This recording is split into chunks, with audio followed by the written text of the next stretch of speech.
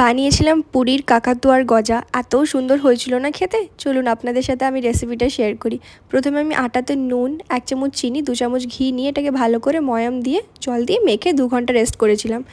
আটার পরিবর্তে আপনারা ময়দা নিতে পারেন। আমি এখানে আটা নিয়েছি। এটাকে 2 ঘন্টা রেস্ট দিতে হবে।